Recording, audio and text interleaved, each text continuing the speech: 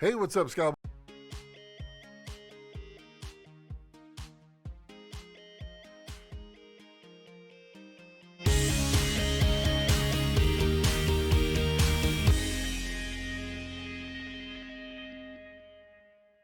So I have no idea if this is going out.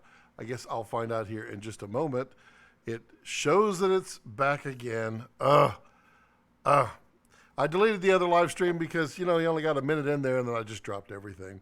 But yeah, I set up for a live stream at 4 o'clock today like I always try to do on Fridays. The moment I clicked live or schedule, the power went out and it just came on like literally 15 minutes ago. And yeah, it's kind of amazing. Is it skip ahead? What's going on here? I don't understand. Is this not even the same live stream? I feel like yeah, I guess it's working. Okay, so let's pop this out again. And we will pop out my chat. Switch this over. Gosh, I hope everyone who joined will come back because, we here on Scott Balkum's channel love to celebrate mediocrity. And I'm your host, Scott Balkum for Mediocrity Now. And, we can all revel in my inability to get a single live stream off without some type of hitch. But, that is just the way it works out here in the middle of nowhere, also known as my house. What can I do? There were several people that had joined up, and now they're like, you know what, screw it. Yeah, not even worth my time. Probably like my last video that I uploaded where lots of thumbs down. Okay, I can't make everybody happy. But, man, we got lots of stuff to talk about. It's super hot in here. I'm trying like crazy to get it to cool down. But when it's 90-something degrees outside and you lose your power for an hour, it takes a while for it to cool back down. That is just life. But got back on, what was it, Tuesday from Cinegear 2019 out there in LA. Hello, Kevin. Yes, they do seem to happen, and they happen really badly for me. I definitely will not be getting any jobs from my live stream abilities. But got back on Tuesday from LA, had a fantastic time, was hanging out there with a group of friends, filmmakers that we always seem to do these events together, and that makes it more fun. It gives you something to kind of relax and know some people there, as well as meet new people and, put a name to some faces. And, if you want to see the kind of hijinks that I got into my last couple of videos, and I think two of them have already been posted, and I think two more are coming. And those are on just, the what takes place in and around Cinegear, the parties, the get-togethers, the fun, the camaraderie, the gear, all that good stuff. Yes, so far so good. Yep, that's all solid. Let's see here. So watch those two videos, and then there will be a couple more coming out next week.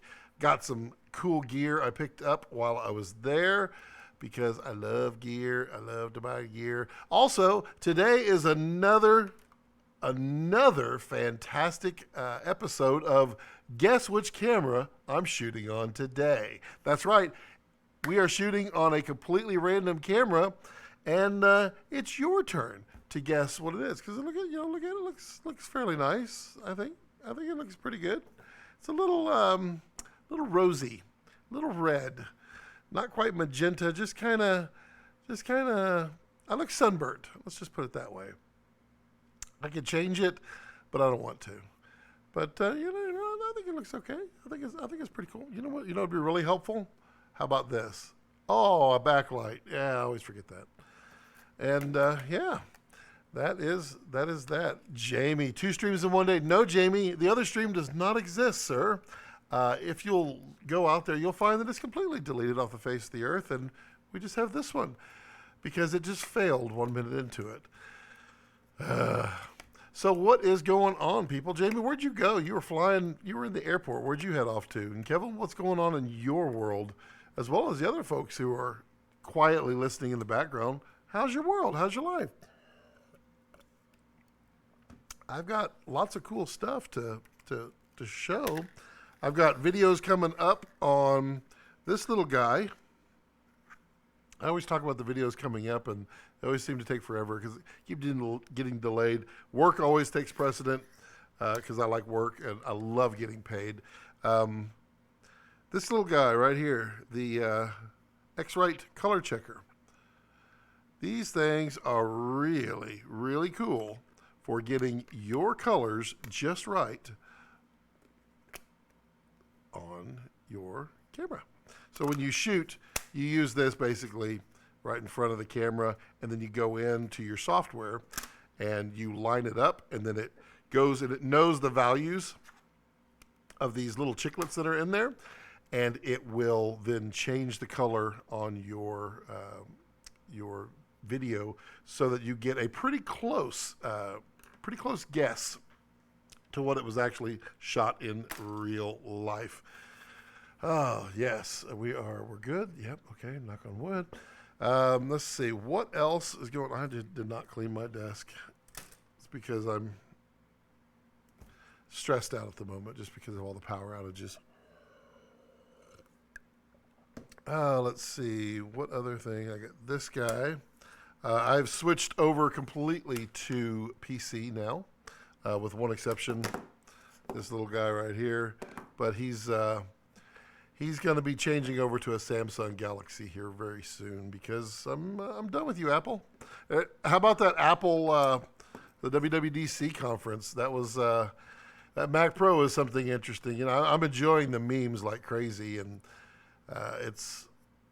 I'll give Apple credit.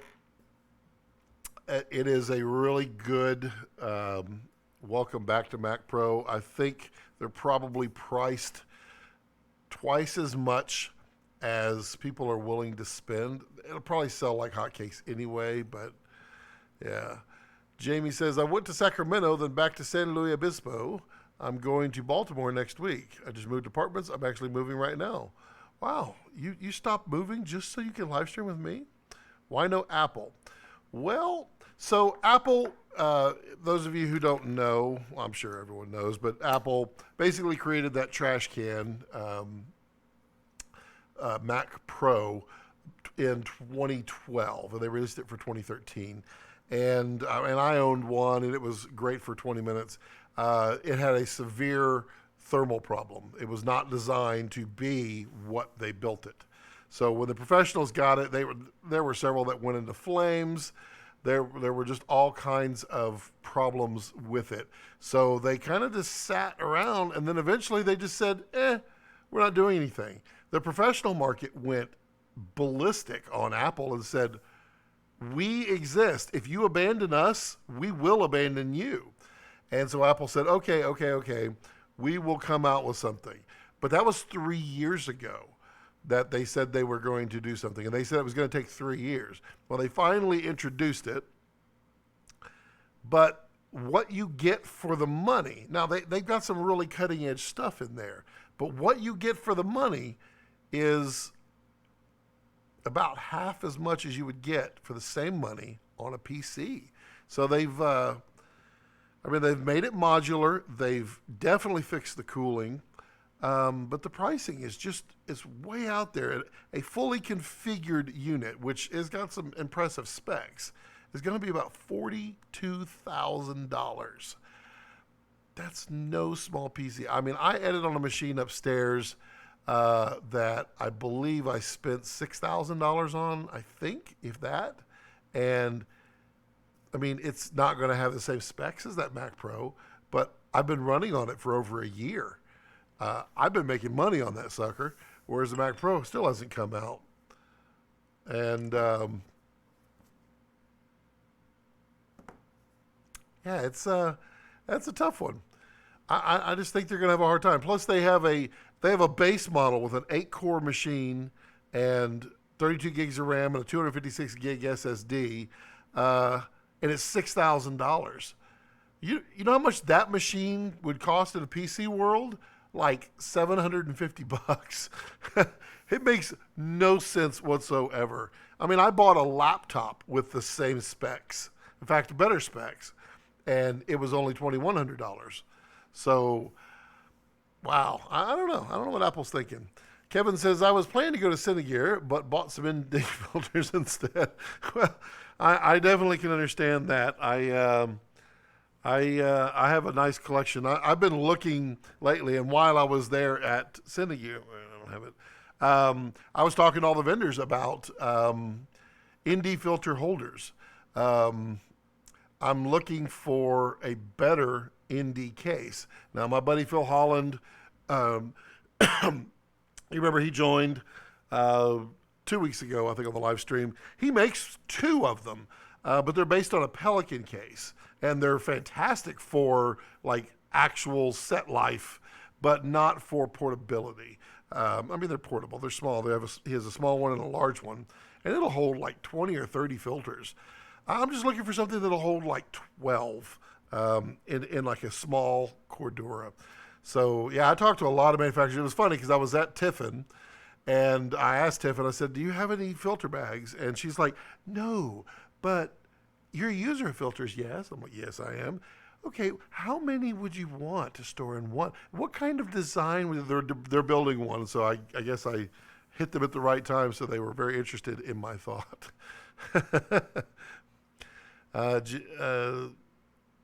Jamie says, I want to convert too. Jamie, I will help you convert, buddy. I will really help you convert. 42K. They can kiss it, says Jamie. You can get a camera and a car for that. Yes, you can. Hey, Gerald. How are you?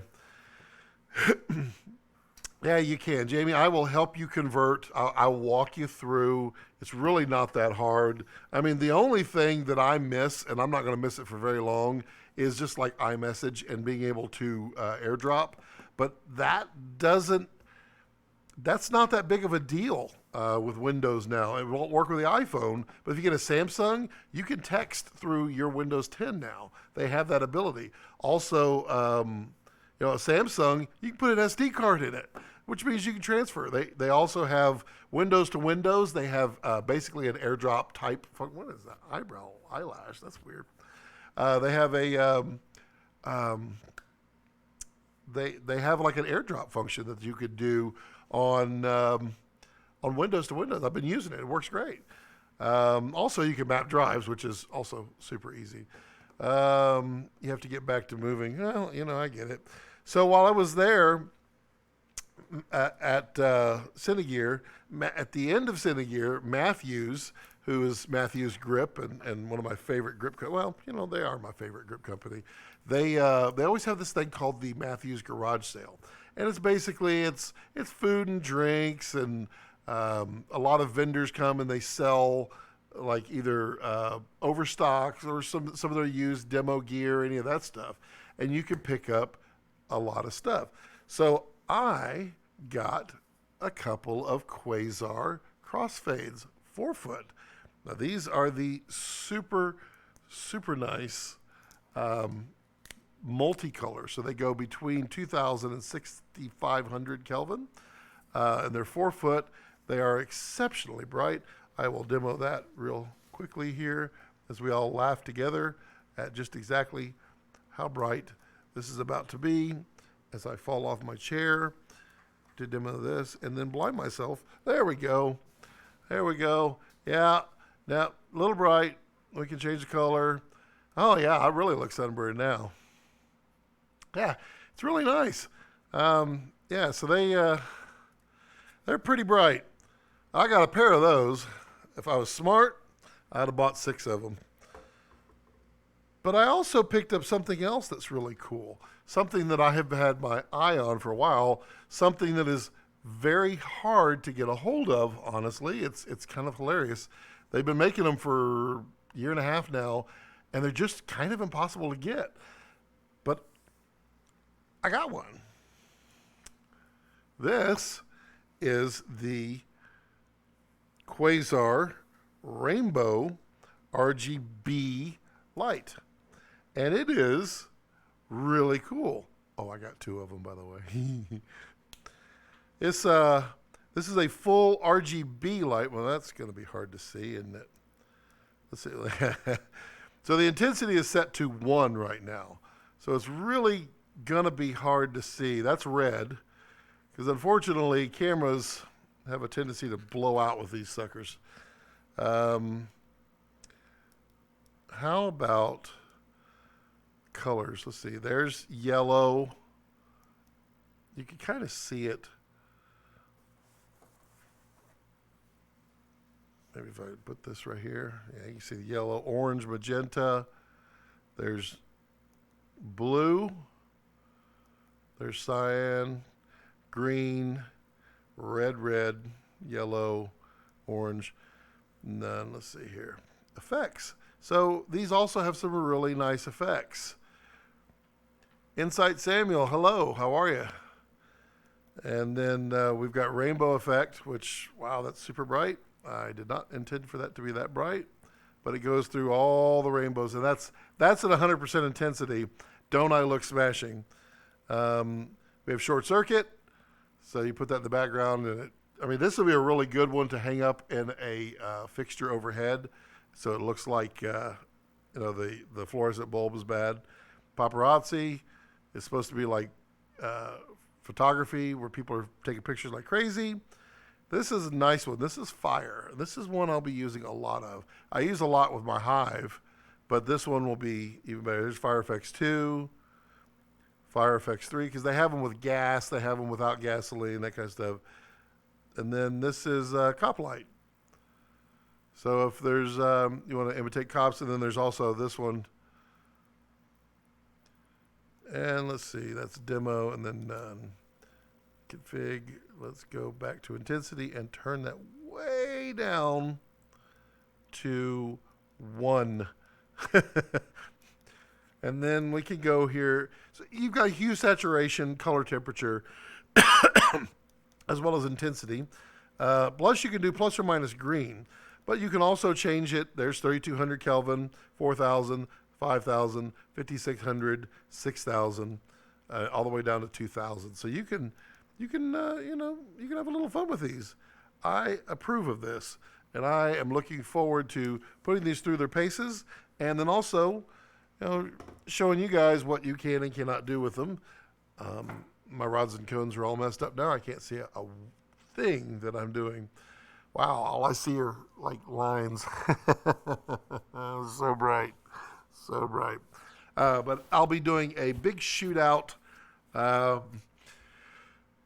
demoing all the various lights that I have, just so you can see the various types and what they're good for. Insight Samuel, I don't think I ever said hello, or I met you before, so what's going on with you? How are you? Where are you from? What you do? Let's see. Gerald says, that is nice. How much for one of those RGB ones? So they're about $600 a piece. They were on sale at the garage sale, so I didn't pay $600. I paid a little less, but they had them. And if you put your order in now, you might get them in 3 months. It just depends. Some people might have them in stock, but pretty rarely they don't. But the cool thing is I have 4 of those 4-foot tubes, so I can put one crossfade and one of those RGBs on either side. And I'm gonna be converting and building kind of a Kino Flow foldable barn doors, like a typical Kino Flow. I might just buy the Kino Flow attachments or dealy boppers, and then I'll mount both of those on either side. So what that gives me is I can then have 2 of the anything from 2000 up to 6000 color temperature, and I'll have 2 on either side, which honestly 2 of those is equal to a 4-bank of Kinos. So you'll get a nice big soft light on either side, but I'll also have the ability to flip the RGBs to RGB and use those for any kind of color pop that I want. So that will be Very nice. I hope I'm not dropping frames. Yep, okay. Anybody take a guess at the camera that I'm shooting on today? Another random camera. Maybe one that I've used before. Maybe one that I've never used at all. I don't know. Take a guess. Put it in the comment section. Let's see what everybody guesses. It's I don't think it looks that bad. I think it looks okay. Yeah, I can even, hey, how's it going? I do look a little sunburned, don't I? Not really loving the sunburn. Can I change that while I'm using it? I don't know if I can. Maybe okay. It feels down a little magenta. I don't know. That's weird. Let me go back. Kind of like the way it was before. Let's see here. Let's go here, and you might be picking up on what I'm doing. That's cheating. Yeah, take a guess. What camera am I using? It's all right. What else is going on, people? What's everybody doing? I'm hoping I'm still broadcasting. I feel like I am. It says I am. People watching, cool. I think it's really delayed, though. That's really weird. So, yeah, back from Cinegear. If you check out my second video vlog from Cinegear, you'll see this awesome device called Prodigy from Bright Tangerine, which I'm actually wearing their shirt today. Yay, Bright Tangerine.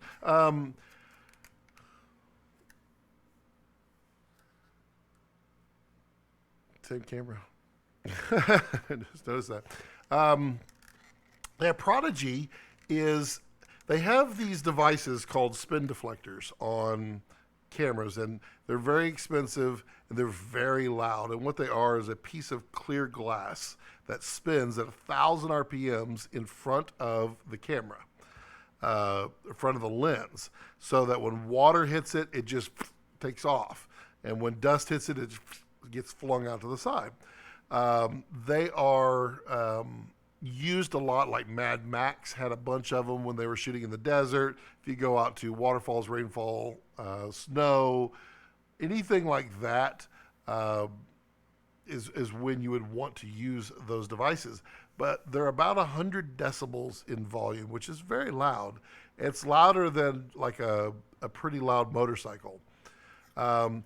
So Bright Tangerine made one called the Prodigy. It's not a spin deflector. It's actually a high concentration of air that they have a power module that is really high pressure power air. It's not a compressor, but it has the ability to compress air quite well, and it blasts 300 miles an hour across the lens. And it works. So if you check out that second video, you'll see it. They're taking like bottles of water and just throwing it at the lens, and it's just clear. It's just instantaneous. That is pretty amazing. And the price point, it's going to be around $3,000. Pretty amazing. That to me was a huge highlight of the show. I'm a big supporter of Bright Tangerine, obviously, but I've had my eye on this for quite a while. Really excited that it is out there, and I'm going to be picking one up myself. Let's see, what else did I see?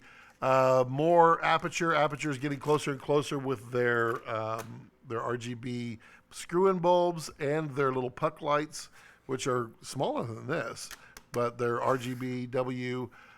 Those are going to be really cool. I mean, they don't do the same thing as the Quasars, and the Quasars don't do the same thing as those. So I don't think there's much competition going on there. I think they're finding their niches and really going after it.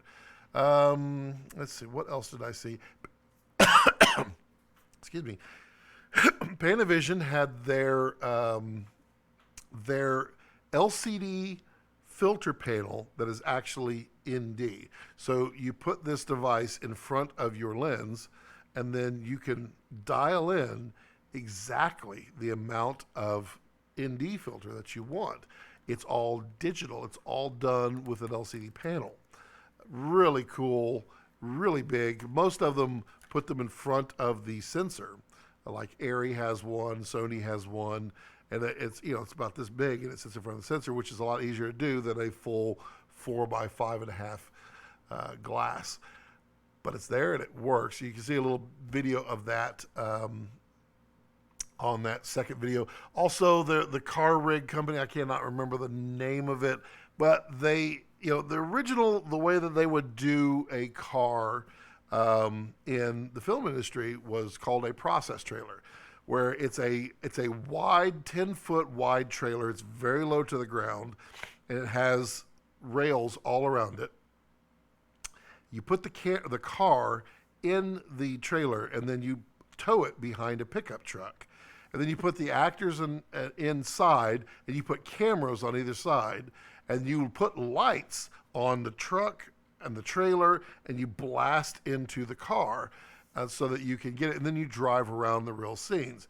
Well, the problem with that is A, it's bulky. B, it's a safety concern. C, you have logistics like air conditioning. How do you keep these actors cool in the car? How do you keep everybody else cool? It's tough.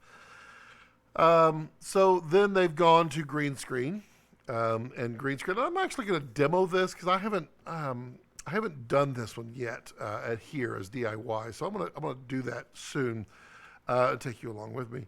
The other one would be green screen, when they pop a green screen on either side of the car, or they take the car and they put it in like a green screen cyc. And then they replace that footage with the footage that has been shot driving down the road.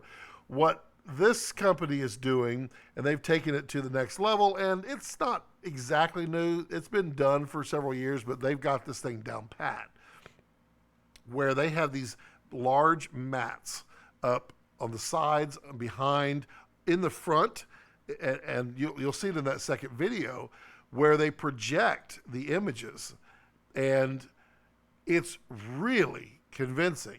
Really convincing. You can actually see they actually had red cameras all set up, and they were filming each person as they went through there. And I went through there. It was kind of fun.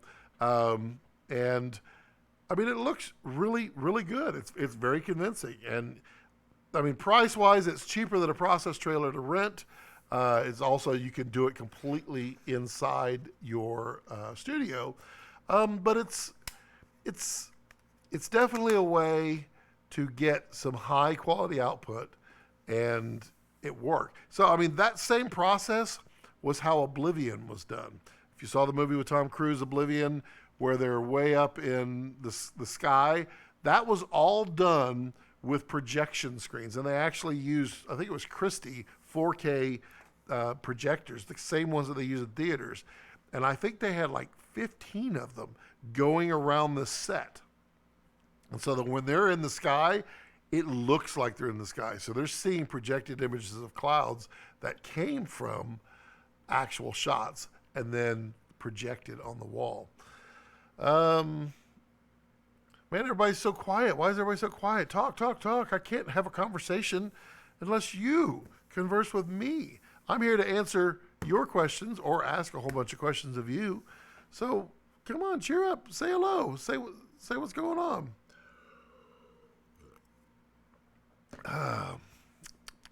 Yummy. It's finally cooling down in here. Woo, so hot.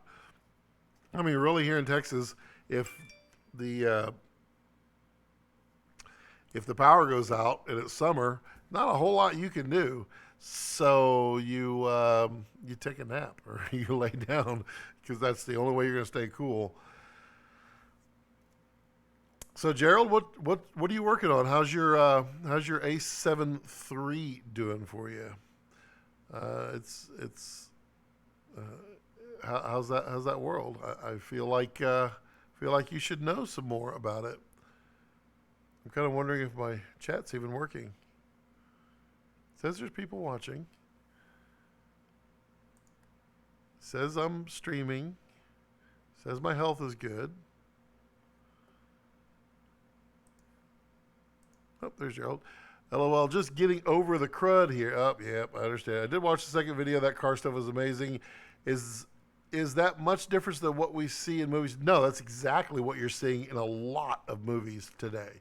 I mean, really, I mean, it's been done for a while, but to demonstrate it like that it's great. I mean, if you saw season 4, season 5 of Key and Peele, so they always have the car scenes where they're sitting there having a conversation in a car.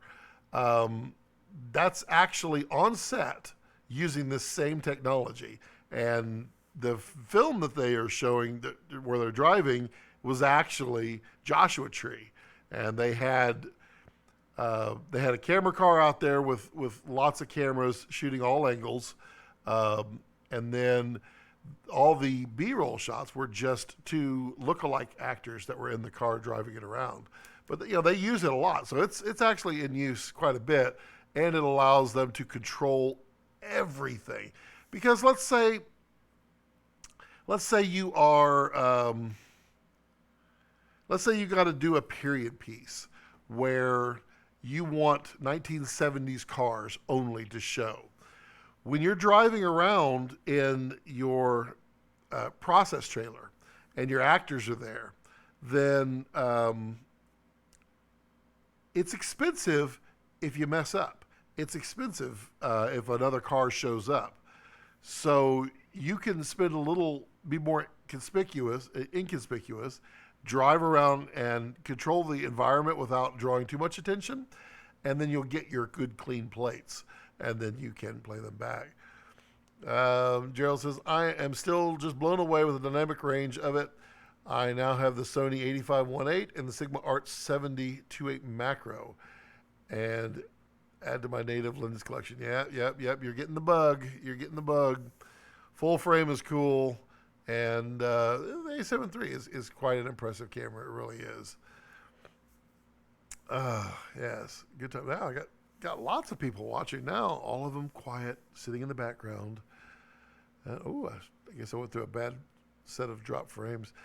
I mean, I feel like now if the internet would just work, I would get some good live streams going. Come on, people, take a guess. Which camera am I live streaming on? Which camera? Could be any camera. It could be any camera in my arsenal. It could be any camera that I might have purchased recently. I mean, it could be anything. You never know. Well, take a guess. I mean, how does it look? Does it look good? What characteristics do you see from it? Is it performing well? Does it look good? The dynamic range look good? I think I got the color a little bit better. Not perfect, but not horrible. Plus, I love answering questions. So if you have any questions, feel free to drop them in the chat down below. I love chatting and answering questions. And if I don't have the answer, well, I'll find the answer because that's who I am. Let's see what else was happening in LA. LA weather is gorgeous. Gosh, I would love to live there for the weather. I could get why everybody lives there. Also, I dig the area. I like Burbank a lot. Burbank is such a nice area, and there's a lot of film and camera and lens and stores and all that companies that are in that area. Let's see here. Gerald says, next, I think I will be the Tamron 28-75-2.8. Camera you are shooting on is GH5. Hard to tell with the streaming quality. That's true. The streaming quality probably doesn't help. And what am I streaming at? I should be at 1080. I hope I am. I'm not rescaled. Okay, so I am, yeah, streaming quality is exactly as it would be normally, which is to say, you never know. GH5 is an interesting guess. Who else has got a guess? Kevin, you got a guess? Gerald says, oh, hey, a few weeks ago, you recommended me some medium format vintage lenses for video work. Mamiya. Let me go grab one. Mamiya lenses are the medium format that you are interested in. And let's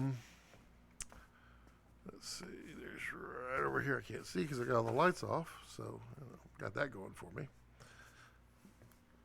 There's one.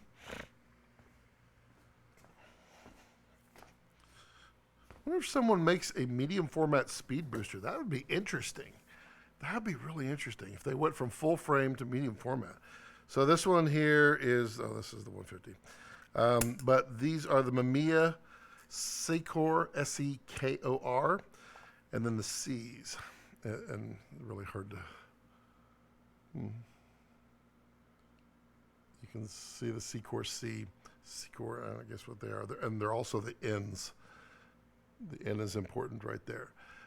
This one is a 150 millimeter. Poor choice. They make them down to 28. They're really hard to find at 28. The 45s are very common. Now keep in mind, like at a full frame, or in medium format, a 45 is equivalent to a 28 in full frame. So and that's why they don't see that many. But really nice flary lenses. Let's see here.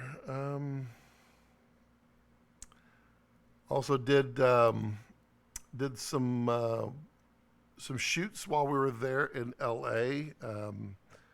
Not really talking about it. We'll talk about it when we release it. But we just group of us got together and got a sound stage and got actors.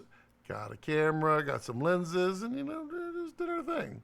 And it's pretty impressive. It'll be out in about 3 weeks, I'm guessing, but just kind of a fun test.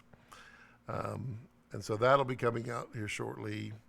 Let's see here, what else is going on? Anybody else got guesses for this camera before I reveal it and let people know exactly what camera it is? Because I like to play. I like to push the limits.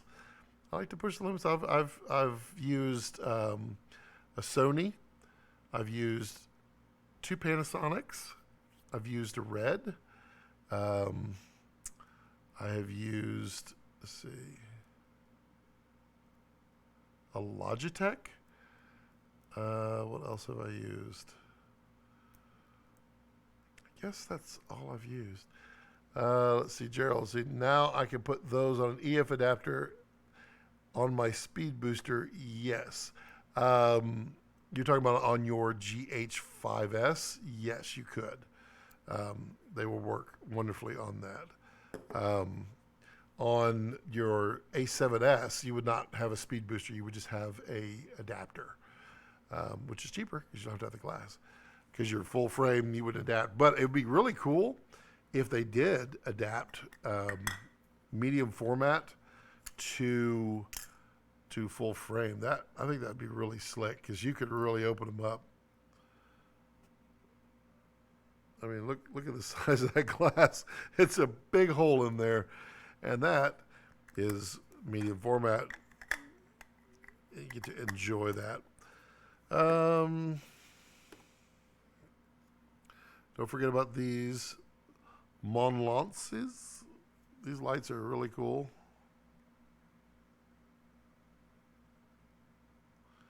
Dim them up. Dim them back. These are really bright $20 bulbs, LED rechargeable. So don't forget about those. Let's see. Still have not done those. Yeah, with the Panasonic. Yeah, yep. It'll work just fine on your Panasonic. All right, so I'm gonna give 30 seconds. Everyone, there are many of you. Ooh, DJI, good guess. There are many of you out there watching. What camera? 30 seconds. Type it in now. Well, I'll give you 45, but because it's 30-second delay. Type it in now. What guess of camera I am doing right now, and then let me know if you like it or not. I may stick with this camera for this. Gerald, you grab these? Cool. Did you use my Amazon link? Yeah, these are really cool. These are, I mean, tiny. and battery powered. They actually last quite a while. And when the power was out, they sure came in handy walking around here. Yeah, these are really cool, and the magnets are really nice. Everybody should pick those up. I'll put a link in the description down below. Gerald says DJI action, which we're going to talk about the DJI action here in just a moment. All right, we're going to get 10 more seconds. 9, 8, 7, 6, 5, 4. I'm just counting. It looks really good. 2, 1.5, 1.25, 1, and boom. All right. So the camera that I am actually live streaming on today is the Logitech Brio 4K webcam. Yep. And it was not easy. It was kind of a pain in the rear. Finally got it to work yesterday in a capacity where I feel confident about it. The big problem was it has some driver problems. It has some firmware problems.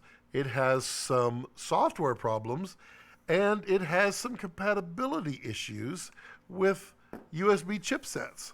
So a lot of motherboard manufacturers use AS Media for their USB because they're a very cheap chipset. Logitech won't work with an AS Media. In fact, it's slower than a USB 2 on an AS Media chipset. I have no idea why. Someone is not following standards, and I don't know if it's Logitech or AS Media, but it's definitely the first device that I've heard have compatibility problems with USB 3. So I had to get another USB 3 controller, a standalone controller, just to be able to use this so that I could do it where it is not in crappy mode. Let's see, Gerald says, "Wow, you do a great job lighting though," which is really a great camera equalizer. Well, in theory, that is the case. You do a good job lighting, you should not be able to tell the difference. Now, I mean, I could really destroy some things here by like throwing a huge dynamic range in there, and it would start to become more prevalent. But my goal here is for speed and ease of use here. And so far, I'm liking the Logitech for a couple of reasons. But one of them is I don't have to keep taking my gear apart to bring it over here for this. But also, I think because it has some options here. Well, I mean, yeah, there we go.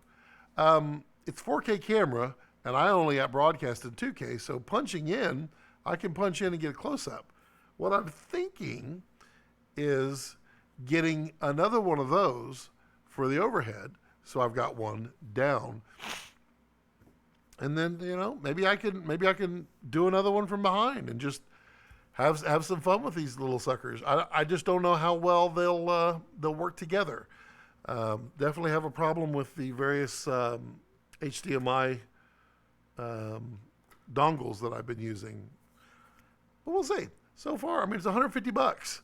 So if anybody is interested in live streaming, I'll put a link to that down below, but I suspect most of you won't be looking at regular cameras.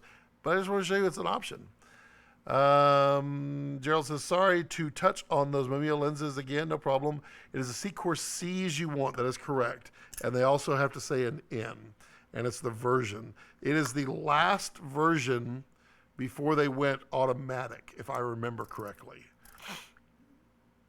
The easiest one to find out there would be a C-Core 45. And don't be afraid to look outside of America for these, because there's a lot of, I mean, a ton from Japan. And in fact, I think these came from Japan too, because they just sold a ton there, and so they're all selling them, and you can pick them up. You get a nice little set. It's definitely cool, and keep it here. Yeah. It's character, lots of character. Let's see here. What else? Let's kind of kills me. This is a USB dongle, USB to RJ45, so that you can update the firmware on these Quasars. But the Quasars are also wireless DMX or DMX. Why not just make this a DMX? I'm pretty sure it already is. I don't know. So yeah, I think I'm gonna stick with that one for a while. It's man, I mean, this today, like after the power outage, was the first time that I powered the PC up, OBS Studio, and that camera, and all the settings stayed.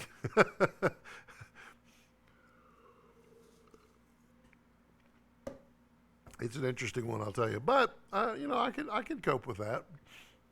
I can hang one up there, and then we can have the GoPro out there wide, and then I wonder why my GoPro's not working. It doesn't have any power. That's interesting. Guess the power got unplugged. So, what else is going on in everyone's world? Lots of people. Some come and go. I get it. Yeah, I mean, it's live stream. I'll probably be live streaming for maybe an hour today, maybe an hour and 15. I don't know if the conversation gets really riveting. Maybe we go 2 hours. I don't know. It's Friday. I really could use a margarita, honestly. I mean, I really want one, but I'm not going to have one. Not yet.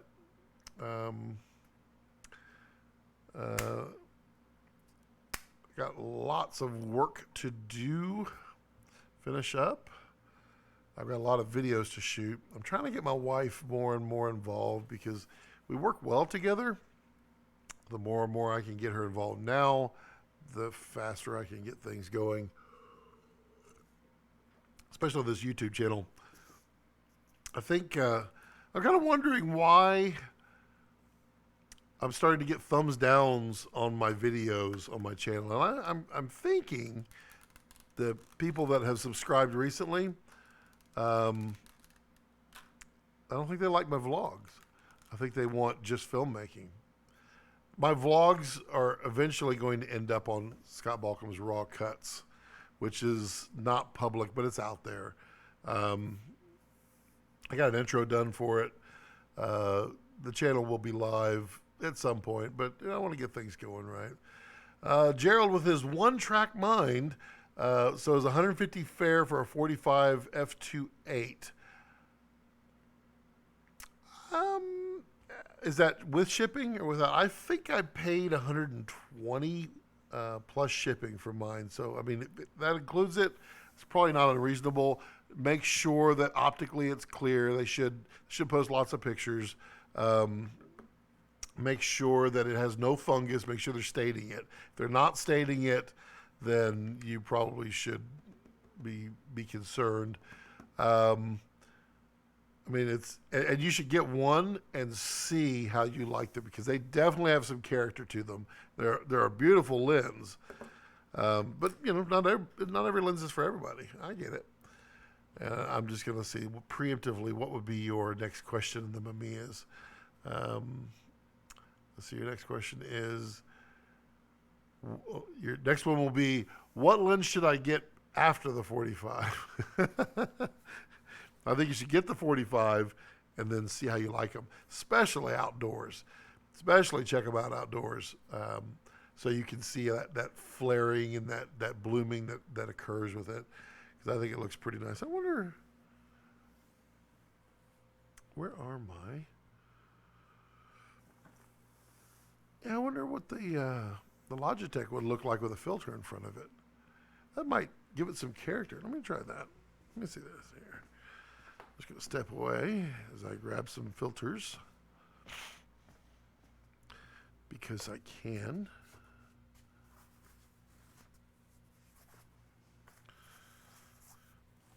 Let's try these.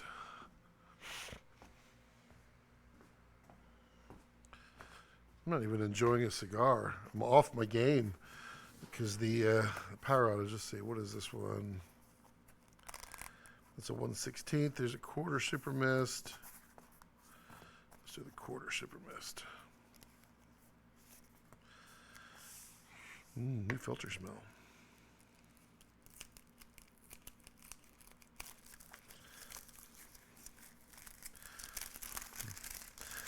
These are how brand new format high-tech filters come.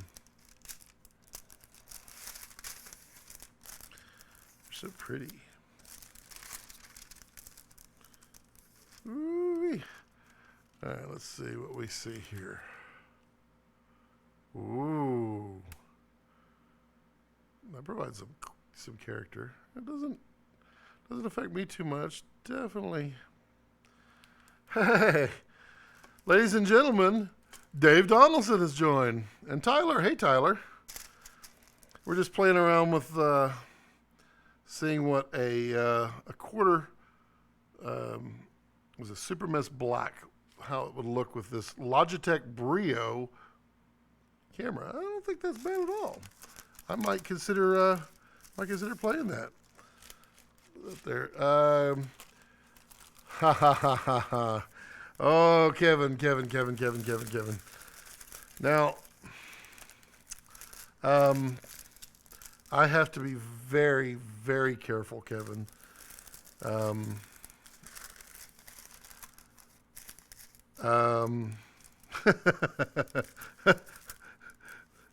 You caught me there. Let me think about how I can do this. Yeah, there's going to be more focal lengths. I can say that. There are also, they have their ATX line, which are their Super 35 line. So they have a 10 or 11 to 20, and then they just have their 50 to 135 that they just announced. There's going to be another one that would round that set out. That is going to be a thing. I probably shouldn't say anymore. And there's going to be some others. There's more.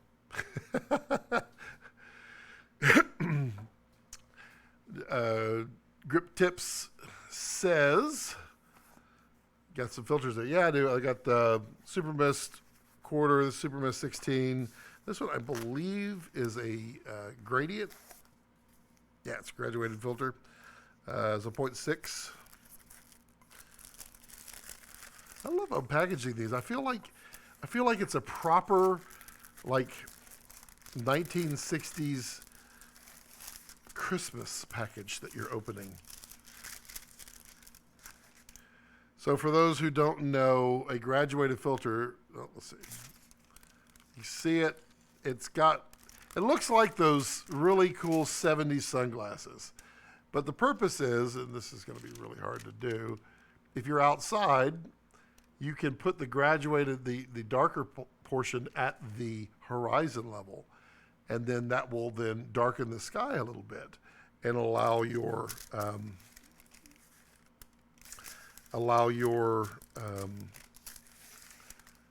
sky to actually become exposed in your shot. These are so nice. I don't know about if it's ASMR or if it's just cool, but it just sounds cool opening these.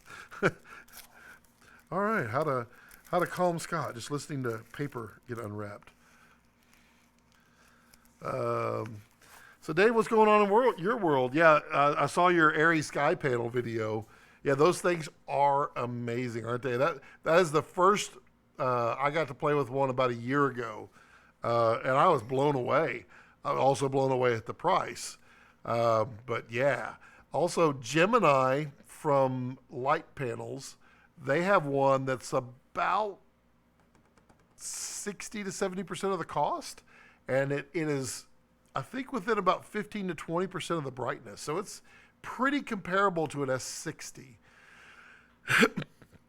Really good panel. Also, the Aperture panel that is coming out is it's new shape. So before it was square, now it's kind of elongated rectangle. And it is going to be getting closer and closer. Its output is pretty bright as well. That touched me in a naughty place. Light is amazing. And yeah, I play with the... Yeah, it is... I got your humor on your video when you were talking about it. Aery really does make some fantastically good stuff, and they're really good at introducing first. And I suspect that is because they spend a lot of money on R&D. Why am I playing with stuff, making noise? A lot of money on R&D. They take their time to get it right, and then when they release it, they charge Aery money, and Aery money is through the roof. A sky panel, for those who don't know, there's an S30, an S60, and an S120. I think it's a big panel. The S60 is like this wide by like this tall, and it's RGB. It's super bright, very flat across the front, very frosted. It can do all of the simulations that you saw here, as well as you can use the gels like a Roscoe colored gel number 487. It's already built in. And if you want to see more about that RE Sky panel, reach over there to Grip Tips, Dave Donaldson's YouTube, and watch his latest video for a handy little review on the Sky panel. But the Sky panel is like $7,000. It is way up there. Bill Howard says, hola. And don't forget the 360. That's the one. That is a big son of a gun. It's like 4x4, isn't it? It's 3 foot by 4 foot. It's huge. That's the one that Luke, Meet the Gaffer, he did that one with the truck, and they were flying it up overhead. I have only played with the S60s, a pair of them, and they were pretty amazing. Really bright. I mean, honestly, Dave, you could buy a pair and probably rent the heck out of those things. They're durable. They work. It's really interesting.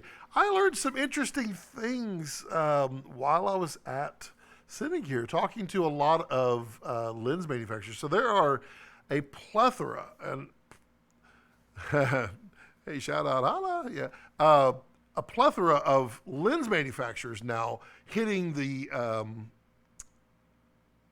streets with lenses, and there's a ton to talk about. The new ones, we're going to be talking about laowa. Laowa is they got that probe lens that everybody's been doing.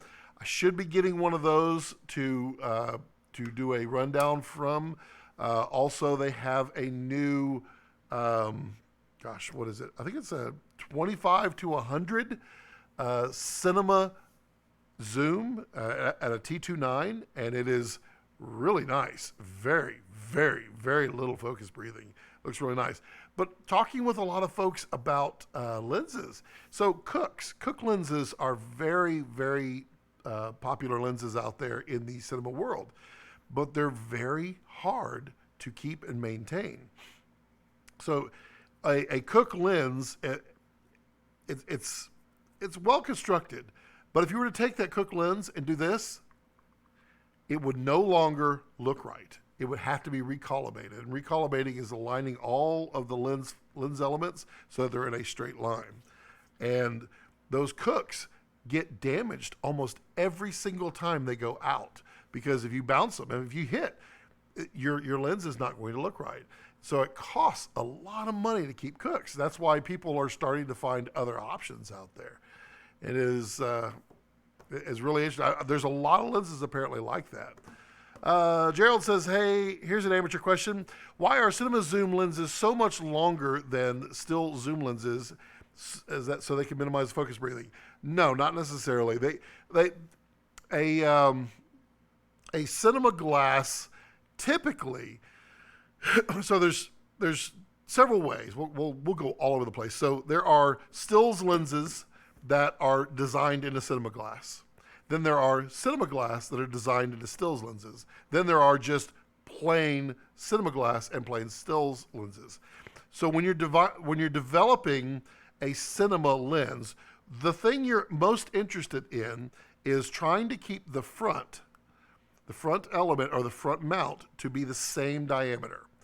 In addition, you want, so on those lenses, if it's a zoom lens, it'll have 3, but most primes are going to have a focus ring and they'll have an aperture ring. And on a zoom, it'll actually have a zoom ring as well.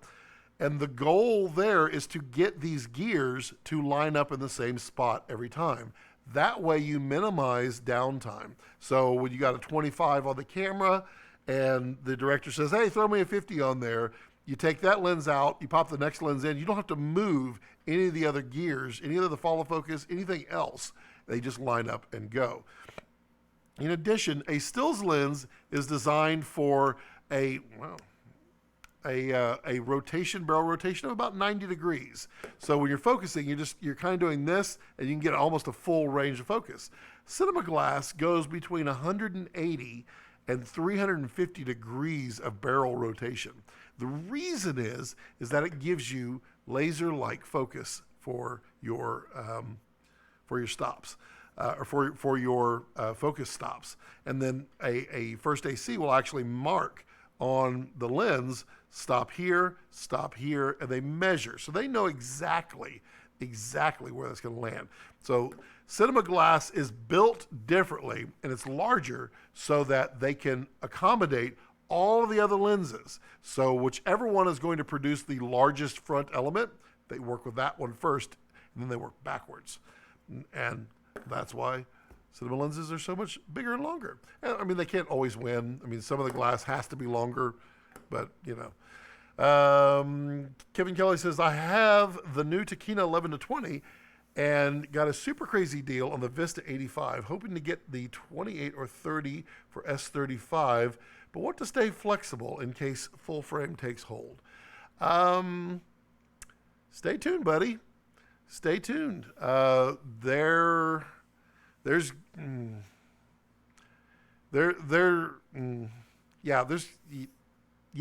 going to be a lens that is in the Super 35. Stay tuned. And I mean, the full frame, there's always going to be both. I mean, full frame right now is because we can't advance in Super 35, so they're branching out. It's really what it's about. I mean, there are some directors who don't want full frame at all. They don't like the look. And it is a different look. It's a very wide field of view, and it changes the way glass works, too. Then there's some who only want Super 35. So, I mean, shoot what you got. I am primarily with this camera here, I'm at Super 35. And unless I start really banking and get a Monstro in here, I'm probably going to be sticking with Super 35. So I am seriously into those Super 35 Takinas. That 11-20 is a badass little lens. I can tell you that right now. Grip tips. I have the probe lens at work, the laowa probe. Pretty sure I could make it happen for you to borrow. I love you, Dave. I love you. Yeah, let's do that. I was talking with Kevin at laowa at Cinegear, and we're going to talk about that. He's very open to it, but I don't know when, because he's got a lot of people that have a lot of interest in a lot of these things. But yeah, I see what you're saying. I feel you. That probe lens is so cool, isn't it? I've got so many ideas with that probe lens. My wife won't let me buy one yet. Gerald says, speaking of laowa, I'm drooling over their 12 mil. Yes, 12 millimeter zero distortion. That's the macro, is it not? I'm pretty sure that's the macro. Yeah, it's the stills lens. So I saw that one for the first time at Cinegear, and literally, if you put your finger on the end of the element, you can focus to your fingerprint. It is truly amazing, and it does give you some amazing looks that you would not normally get, because normally, like macros, I've got 65 and 100. That's telephoto.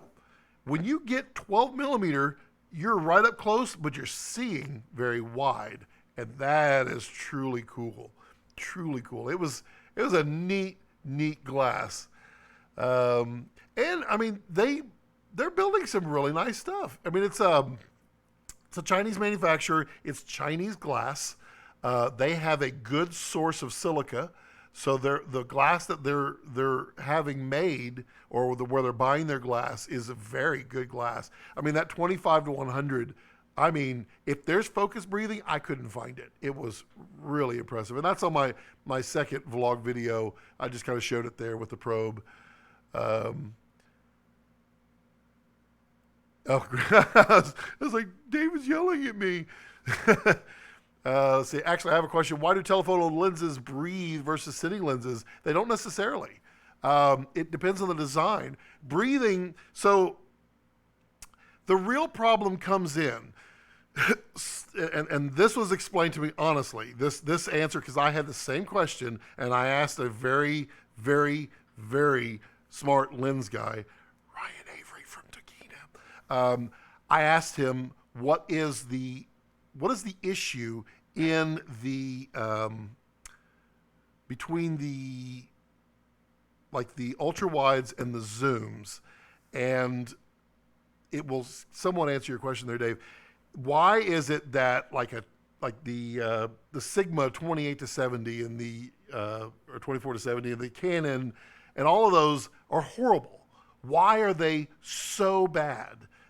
They don't look great, and I'm probably exaggerating a little bit, but the reason is that when you build a wide-angle lens, think about glasses.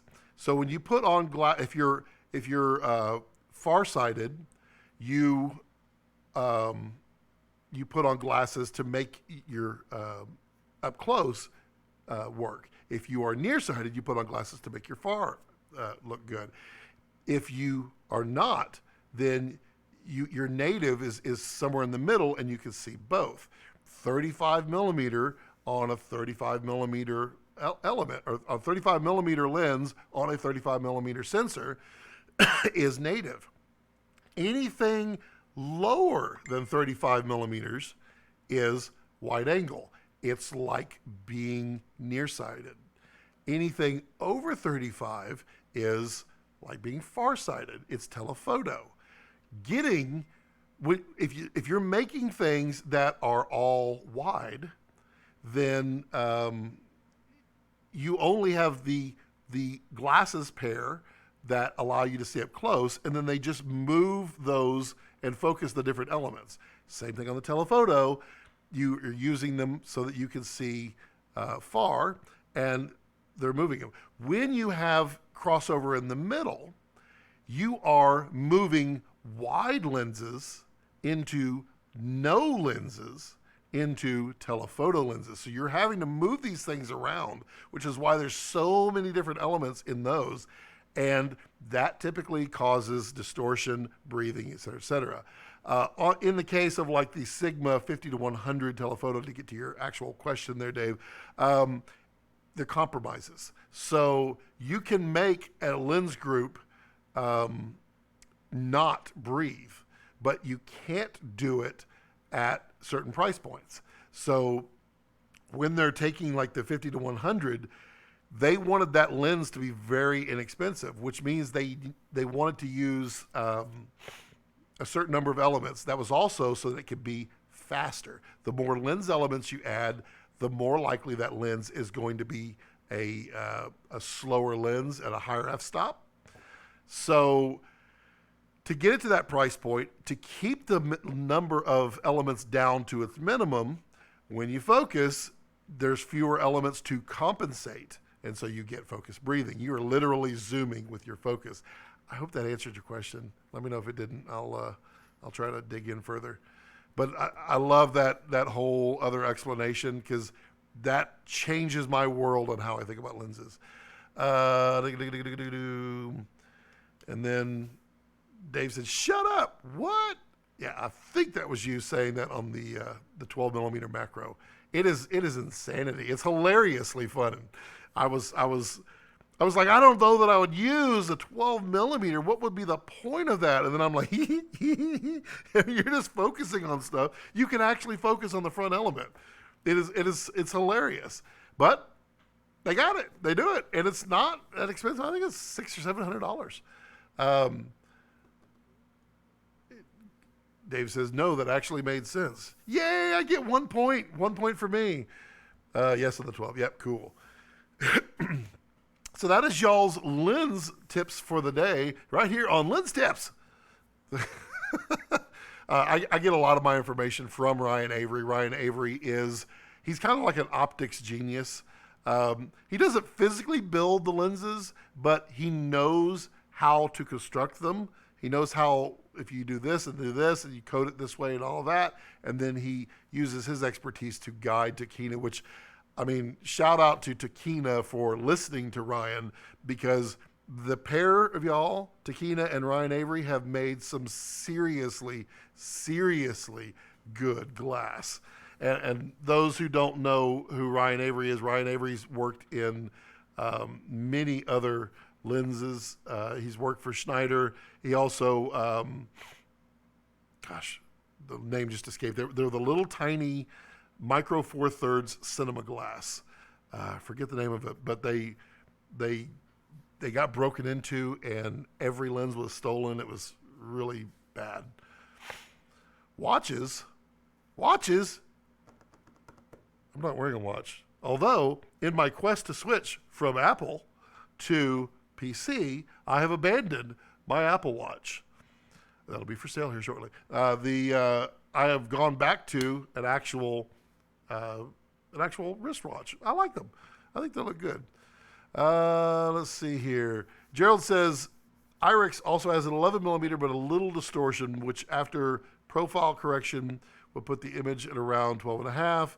But it's $499 versus $950. Okay, $950 for the laowa. I think you can get the laowa for a little cheaper than $950, right? Am I right on that? The laowa is cool. It really is. And it's a macro 12 millimeter. It's one of those lenses I never would have thought that I would have any interest in until you pick it up and you do it. So I'll give you one of the things that I want to shoot, and I'm just going to say it now because somebody else will just do it anyway. With macro is on my property. I have these leaf cutter ants. They are all over the place, and they'll make their little runs and they'll go and strip a tree. But I've been trying to capture these little turkeys for years out here, and I've been doing it with 100 millimeter macro. I've been doing it with telephoto. I've been doing it with the MPE 65 from Canon. And the problem that I have, good example. Let's just pretend that this is that laowa probe lens. So you've got this little tiny ant, and he's red, and he's walking along the ground. When you take a normal lens and you put it up next to it, well, you're not, let me get to where you can actually see. Here's the ants, and you put the lens up, I'm talking like I'm 14, you put it up to it. You can see it's not really good. You have to get further away. But if you're further away, now your magnification is still 1:1 unless you're with that new 100 millimeter 2:1 laowa lens. Again, another interesting one from laowa. It makes it really hard to get up close to these. But with a probe lens, I mean, you are right there on the actual ants themselves. Also,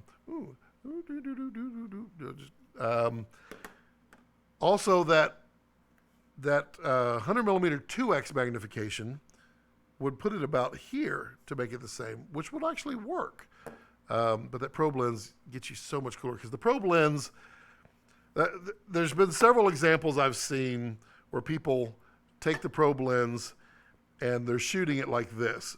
So they pull out between the cans. I mean, the thing is like, I just turned this on, magic. It's like 14 inches long. And so you can have the camera back here and then you pull out and you reveal what's in front of you, which is really cool. The other thing that's interesting about the probe lens is the probe lens has a close focus of 14 inches. And a lot of people look at it and go, oh God, 14 inches from the end? No, focus distance is from the sensor. So it's right here. 14 inches from there to the sensor. So it's actually, it close focuses right there. It's an amazing, amazing lens. Let's see here. I got you, grip tips. I meant to use that 12 to shoot watches. Oh yeah, I remember that. Well, I was waiting for that. When are you didn't post that watch one? Because that was the one, that's right. Because you had that really, really nice looking watch close-ups that you did. And I asked you about it. And I thought you said it was going to be coming out soon. Vedra, Kevin. Yes, thank you. Vedra. So Vedra lenses were a micro four thirds cinema lens. They were built specifically. They're really tiny, like this big. They were amazing glasses. If you can find a set for micro four thirds, you should buy them because they're really hard to get. But yeah, Ryan helped develop those. He helped. I mean, he's just kind of a whiz. He's kind of a nerdy little whiz kid with glass. Yeah, watches. I like watches. But see, I'm so versatile. I can talk about Apple when you talk about watches. Oh, good times. Am I dropping frames? Oh, I'm dropping frames. Okay, we're back. Okay, cool. Yeah, Ryan is a good friend of mine. He's really a super fantastic guy. I love what he does for Takina, and yeah, I mean, Takina has come so far with what they have done, and Ryan is awesome at it. It's on my Aperture episode that shot it in. Okay, well, but you. Yeah. I thought you were going to do like behind the scenes of that or something. So if you don't know what I'm talking about, Dave over at Grip Tips, he did on one of his episodes, it was the Aperture episode, drop a link to it, I'll approve it in the chat here, where he was shooting watches up close. And he was using a really nice... Were you using that 12? No, you weren't using that 12. No, you were using a different one. But he got really, really, really nice watches. I mean, the look of the watch up close was beautiful. And I think I reached out to Dave and just told him how much I loved that the way that watch turned out. It is beautiful. Just sub to you, Grip Tips. Yeah, Gerald, definitely sub. And I talked to Dave. So those of you, there's going to be some grip stuff coming out here, not near as much as Dave, but I talked to Dave. We're cool. We're buds. So the stuff that I'm here, Dave says it's cool. None of us own the internet or YouTube, but I like to keep people happy and friendly. And so there's going to be a little bit of grip stuff here. Not quite as in depth. I'm not going to try to rip out a light socket, Dave. And you should try different light sockets. Let's see here. He says, ooh, right. Yeah, under the 9 to 5. Yeah, that one, which sells these luxury watches. Yes, you should, Dave. Yes, you should. You should do that breakdown. And did you just recently get engaged? Is that a thing? Is it recent, or were you always been engaged for a while now? I just feel like the word engaged has been thrown around a lot more lately. I'm just wondering, just a not a concern, a inquisitive viewer would like to know. Yeah, you should do a breakdown on that. Well, I really, really, really thought that watch looked really good. I mean, really good. Did I say it looked good? I think I did. Kevin has the Vedras, really? Vedra 85 with the Takina 85 shot. Wow. Dude, Kevin, you're like my lens hero. The 18, 25, 35, and 50. Wow. I mean, I would get, if I were you, Kevin, if you could find the 85 Vedra, yeah, there was an 85. If you can find it, that would complete out your set, because there were 5, right? Pretty sure there were 5. Because that set is worth more as a set, and then you just got to be cool, because those lenses are never going to be bad. They're always amazing, and they're going to be harder and harder to acquire. I'm not really sure if Vadra's ever coming back or not. I've heard several things from different things. Dave says, it's a promise ring. She's a great girl. Maybe in due time. Oh, okay. I apologize. I didn't mean to infer anything. I felt like I had heard that statement publicly. Maybe that wasn't what I heard. And I apologize. I could be confusing, but yeah, cool. Great rings. And if your girl's watching this, I don't know anything. I don't know anything, but Dave's a super nice guy. He shoots watches really well. And you know, he lights in his house with actual tungsten lights. That's hard to do. We can't do that in Texas. We burst into flames. Great woman. You could have also substituted gal. In Texas, great gal is acceptable. Oh, good times. Yeah, what's up, Dave? Why you not put somebody out? You used to have, used to do regular. I'm sure you're busy, which is always a good thing. I would like to be more busy myself. I'm getting red. Am I? It's this Logitech. You know what I could do? Let's artificially turn Scott red. I mean, why not? Oh, no. Oompa loompa. No, that's not good. Let's not do that. That did not go as planned. Yeah, we'll take that back. Yeah, I guess that's all right. Yeah, I'll leave it. This thing's a little touchy. I probably shouldn't be messing with it. Oh, yeah. Yeah, Dave, how come you don't have as many episodes coming out? Man, I like, and maybe it's because you've been doing it so long, because like when I first found you, I just binged watched every single episode. You know, I was like, oh, this is awesome. Dedicated to grip. I love grip. Yeah. Vadra also had a 12 and 16. So that's a 7 set. I'd never, like literally, a friend of mine, Mike Sutton, from Kessler Crane, was talking about the Vadras for a while. He had several of the lenses. And at the time, I was not in Micro Four Thirds.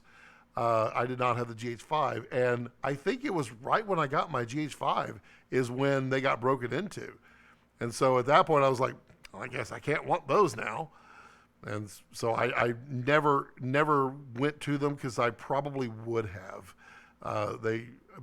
I've seen some very cinematic stuff. I mean, Vadras on a Blackmagic Pocket Cinema Camera 4K, they really need to shorten that name. Those would be quite amazing. Quite amazing. What are you shooting yours with there, Kevin? Your Micro Four Thirds. Chad Watkins, what's up, Scotty? And Room Beam Me Up. Oh. I was putting... Now, that's a inappropriately or lack of comma there, Chad. It's, what's up, Scotty? And Room, comma, beam me up. I just read things literally. Plus, I'm reading it live, so you get to see exactly how I read. Oh, good times. Oh, that's the live stream is doing okay. I mean, y'all missed it earlier when I clicked. I think I described it to the other people in front. I clicked that I was going to go live in, I think it was about an hour and 15 minutes. I said going live at 4 o'clock, and I clicked submit to YouTube, and then I never even posted this to Facebook. I don't get a crowd anyway. The moment I clicked submit, the power went out. And the power stayed out for an hour. And so right at 4 o'clock, I'm just sitting here, just kind of doing this. I'm sweating like crazy because the air conditioner's off. And then the power came back on. I was like, yay. And then I had to wait 15 minutes for the internet to come back up. And then we tried a live stream. We live streamed for about 2 minutes before it completely went to poo. And then I just deleted that one and started again. So this is the official, actual, real live stream. Shooting on GH5, excellent. And well, I imagine that's looking lovely with those Vadras. I bet you. Boy, a 12 and a 16 on a GH5. Wow, that'd be cool. That'd be cool. Would love to do more consistent, but after getting a girlfriend and a promise ring and a 9 to 5 while still freelancing as a filmmaker and actor, My time just literally gets shot. Would love to be more consistent, though. I didn't know you were an actor. I thought that was just you on set. Interesting. I'd like to see some of your work. And I meant you were getting ready because you're blushing on my marital status. Yeah, I was. I get super embarrassed fast. I get it. I was really just trying to redirect others from seeing it. Because I have the world's worst ability to put my foot in my mouth without even knowing it. And it all started, I think I told the story a couple of years ago. It all started when I was 18. The seas were angry that day, my friend. I was working for an engineering company, and big Fortune 100 company. And I was working in IT. And I walked downstairs to the little hardware room where I didn't work there. I worked upstairs, but I would come down there all the time to do work. And I walk in there, and one of the guys who would eventually become my boss, essentially, was sitting there putting stuff in a box. And I was like, "What'd you do? Get fired?" And he's like, "Yes, I did." And I just, that probably didn't work. Let me back to one. I was just,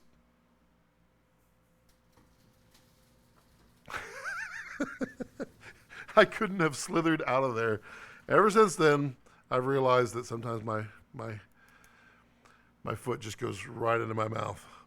Let's see here. Chad says, "Scotty, what's a good inexpensive V mount I can use on my Scarlett W? I don't know if it doesn't talk to the cam. I just want something compact with good cells." Well, now, see, Chad, you use two words that don't go together. Inexpensive and good cells. Here's my take on it. If you want the very best, you want to buy a blue shape, period. If you want the most durable, you want to buy a blue shape, period. If you want great cells, you want to buy a blue shape, period. If you're looking for inexpensive, you got to look someplace else. Blue shape, you're going to pay for it. So cores are okay. I'm not a huge fan of cores. I don't think that you get the most out of them that you can. There is another brand called Lith. If you would go to, I don't have his, if you go to CineSauce online, or Kurt Pear, if you find him on Facebook, he is the owner of CineSauce. He has a deal on these batteries, the V-mounts. They're really, really inexpensive, like just over $100 and something a piece. Really, really inexpensive. And he's having really good luck with them. I'm not switching from blue shape.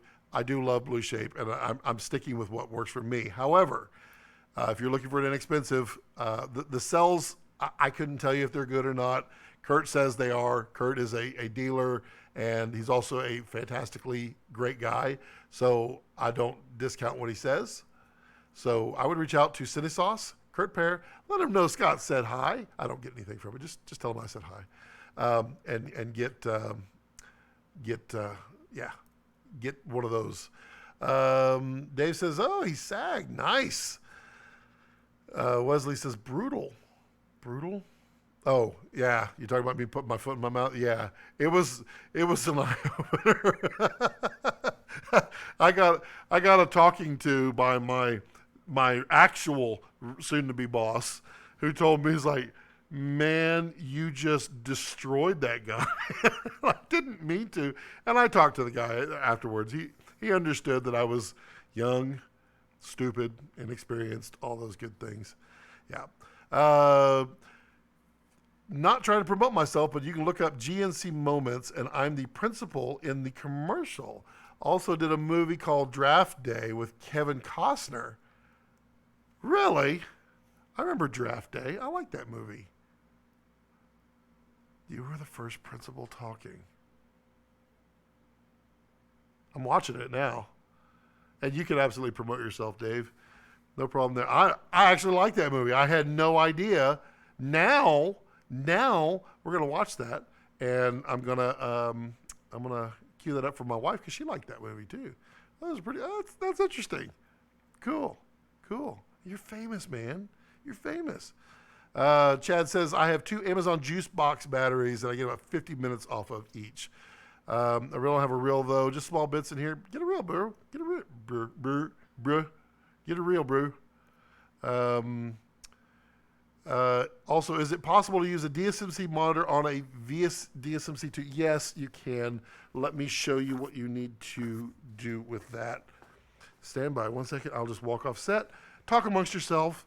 The topic of the day is, if you could build any glass that you wanted, what millimeter glass would you build? What would it be?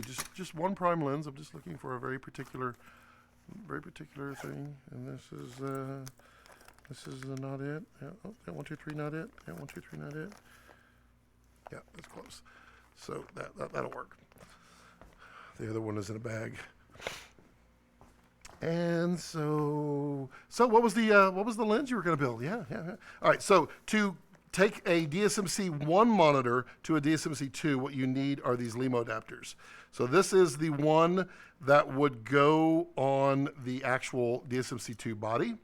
So this one goes directly onto right where the it's hard to see. It looks like this. It looks like this. It's spelled correctly when it's vertical. But you can see it has the little LEMO adapter. And then it has the quick pins connector right here. This goes on top of the camera, which is right there.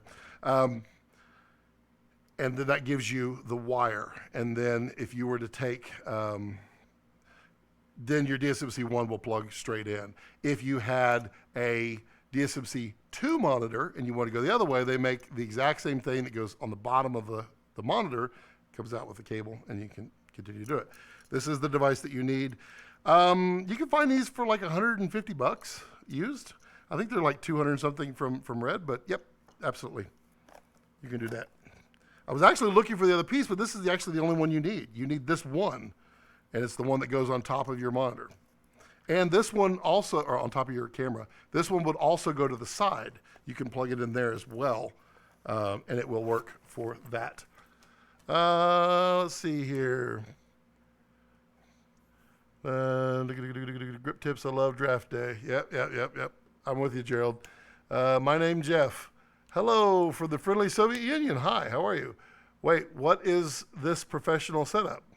Which professional setup are you referring to? Ask any questions, Jeff. We're here to answer questions. That's what we're here for. You are famous, Dave. You're that guy. I'm going to tell everybody. Yeah, this one guy, he had a part in this one commercial. It was Preparation H. Yeah, he was that guy. Let's see here. Probably make more money. You will, Dave. You've got that boisterous. You've got like my attitude, but much better looks than me. I've got the face of radio. Of a radio, not for radio, of a radio. I'm really old and decrepit looking. Let's see here. How to tag you, so I hope you see this. Yeah, I don't know how to tag on YouTube. Other people do it. They somehow can reply and it tag. I don't know how to do that. Chad says, I was getting conflicting results online and ended up buying a 4.7 monitor, and it hurt to hand over $1,500. Oh, I know the feeling. I mean, I bought a DSMC 2 7-inch up there used, and I paid more than I wanted. I think I paid $1,700 for it, and then I got a bill from FedEx for another $200 because it came from Canada. And then I bought those anyway, but that one actually has a scratch on it, which is kind of annoying, but I'll get over it. Gerald Bertram Photography. Yep. But that didn't do it. Grip tips, that did it. Did it? Did it tag it though? No, it didn't tag it. So Jeff, yeah, what's your question? Wait, what is this professional setup? Are you referring to this professional setup, this professional setup, this professional camera setup, or the what I was talking about there? Ask away. I'm here to answer. I am here for you and you and you and you and you. Interesting. And you're out of Detroit, Dave, is that right? You're in the Michigan's areas. I originally thought you were from Chicago, but I think you're further north. Let's see what's going on. Only the person you tag sees it. Interesting.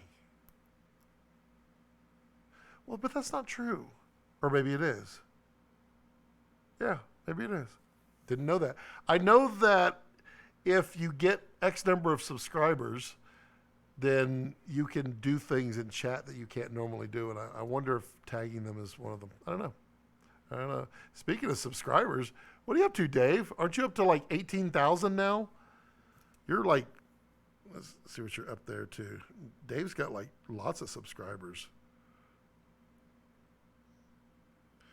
Grip tips. Let's see what Dave's at. 18,000. Dang. Good memory. Did you hear, Dave, that they're going to be changing the way that they do subscribers on YouTube? Yeah. They are going to be minimizing what you actually can see. So they're rounding, and they're rounding down. So if you have 18,999, you have 18,000. And when you get to 19,000, you'll get to 19 or 20 or 19. And then, like, I think over 100, they just go to like 110 and a million. I mean, it's weird. Let's see here. Chad says, Scotty, you have any hand-me-down gear you would like to hand down to me? Well, what are you looking for? I got lots of hand-me-down gear, but it's all from China. And by hand-me-down, I mean, how do I get rid of this? What kind of hand-me-down gear you want? I'll make you a heck of a deal on some lights. Older lights, fluorescents. I'll make you a heck of a deal. Your legacy will live on through me, yes. Speaking of that, so will sites like Social Blade just become useless? Pretty much. However, Social Blade, a lot of people use Social Blade, and to really use it, you have to give them your login, or you have to give them access to your YouTube channel, which case they would then have the actual numbers to report. So if you see the little blue check on Social Blade, if you go to mine, you'll see the little blue check. I think it's blue check. That means that you've given them access, and then they get it. I looked all over everywhere, and Social Blade seemed to be on the up and up, so I didn't have any problem. Let's see. I think, see here, Wesley, none of the YouTube changes seem good in my opinion. Yeah, we'll get into that in just a moment. We should change your sub count. I think that, yeah. My sub count is really slow. Nothing I can do about it. I guess there's a lot I could do about it. I need to post more videos. Chad Watkins, a color calibration chart? Ooh, like this? Actually, I probably can. I can send you a color calibration chart that'll only work in Resolve. Would you like a color calibration chart that'll only work in Resolve? It won't work in Premiere, but it'll work in Resolve. I think, stand by. Let me talk amongst yourselves. What is your favorite filter thread diameter? What is your favorite filter thread diameter? Talk amongst yourselves while I'm back here looking. I'm kind of behind the scene. I'm behind the. Oh, I haven't done that video yet. Forgot about that one. Where is it? Oh no. Have I lost it? I have not lost it. I'm talking to myself, but y'all can hear. That's the best part. See, I can't sneak off to the bathroom. If I were to sneak off to the bathroom, y'all would know. That happened once on the live stream a couple weeks ago. When my buddy Bill came in, he went off to have a private conversation with his wife, and it wasn't so private because he forgot it. I can't find it. It's a data color chart. It's a bigger one. It's back here somewhere. I'm just gonna whisper to myself because it'll seem like I'm really concentrating. Yeah, I mean, shoot me a message, Chad, if you're interested in one for Resolve. I've got an extra one I can send you. I don't know what happened to it. That's really depressing. Maybe I don't have an extra one. But you got to use it in Resolve. I mean, it really won't do you any good unless you're using it in Resolve. All right, what I miss? I'm back. Hey, we're back. All right. Let's see here. Lights, yeah. I got fluorescent lights. I wanted to do a 10 channels I watch video. Yeah, you should do that. Everybody's doing that, and I actually love that. I saw that Meet the Gaffer shouted you out on his channel, didn't he? He did, didn't he? I thought he did at the end, didn't he? Let me know. I thought he did, which I ran into him at Cinegear. He pronounces his name different than I could pronounce it. Follow focus. Ha! I don't have a good follow focus to give away. I have a crappy follow focus. I grade and resolve since I got the red. Well, all right, fine. I really don't know what happened to it. I have it. I have 2 of them. Are we friends on Facebook? Get me on Facebook and reach out to me. I'll make it happen. Gerald says, I don't know what is stranger, seeing the half a mannequin on camera left or the pile of puppet. He is kind of dead, isn't he? He keeps falling. I'm still not done with my puppet DP. I'm working on him. He's not been a priority in my life lately. Just because, there's been so many things going on that I haven't been able. The next thing I have to do to him is I have to pour his eyes. I have to pour his eyes out of epoxy so that they will look real. I follow a guy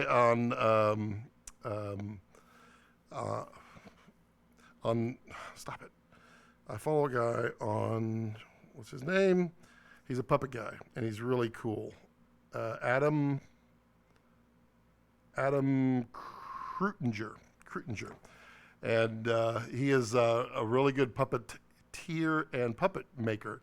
And I've been building that puppet DP because in my brand of humor, I feel like I should have a puppet that basically acts as my third person. And the puppet DP is going to be dressed like your typical DP. He's going to have a Panavision hat. He's going to have some type of light meter strapped to his side. He's going to be wearing a button-down shirt. He's going to have a LaCroix in his hand permanently. And he's going to be on the show to show what's wrong. The dummy is really getting on my nerves lately, too. I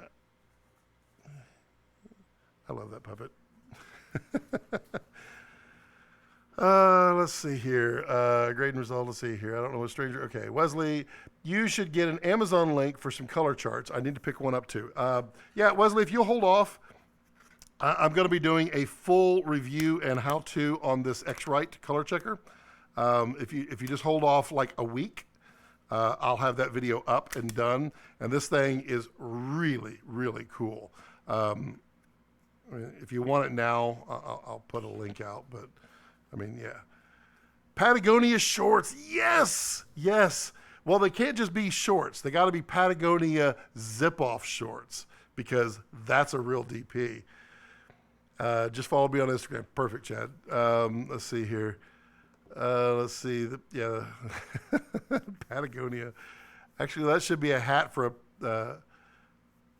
Now, the hat has to be a Panavision hat. It must be. I've never seen a good DP, well, an aspiring DP, a know-it-all DP, without a Panavision hat on. And maybe some type of like monocular hanging, just... Oh, there's such a look. The LaCroix is he's going to have a LaCroix in his hands. So oh, look, he's a DP. That is my goal, is to bring a little bit of humor. Star, when taking photographs, would you recommend using a sharper lens in order to preserve the quality definition when taking photos of kinds of the kids at the local school? I feel like you're about to be trolled, and I feel like you're about to get booted. So I'm just going to give you a warning right now. Already got you highlighted, ready to go. Homie, don't play that. So let's see here. And then let's see here. Let's do that. Let's see. And then we've got, Dave says, yeah, actually, you might be right. And I've seen many cam ops with the Patagonia hat. Yeah. It's tough to make that all-encompassing DP. It really needs to just pop so that everyone knows he's a DP. You gotta have the right shirt. You gotta have the right attire. The hair has to be swooped upwards. Hey, Dave, don't you have that swoop hair? Man, I don't have any. I don't have any hair on my puppet out. I literally every time I live stream, I go and grab the thing and I bring him over here and I put him on the table. And then after the live stream, we play cleanup, and I'm always telling my wife, get that puppet out of here. Do y'all remember Negative Phil?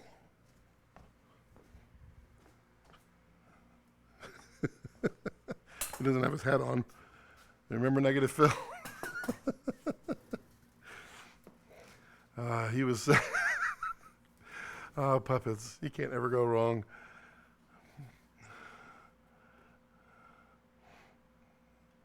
Let's see here. Yep. Here we go. Boom. Bye-bye, buddy. Make it Shane. Well, you got to do stuff to make things really exciting. Now, what we're going to do here, let's just report him. Yep. All right. We're going to change this real quick. And if we could just change that. Let's just go to hold all comments for review. Saved. And we're good. All right there, X-Ray. Hit me with your best shot. Let me do that again. Hit me with your best shot. Why don't you hit me with your best shot?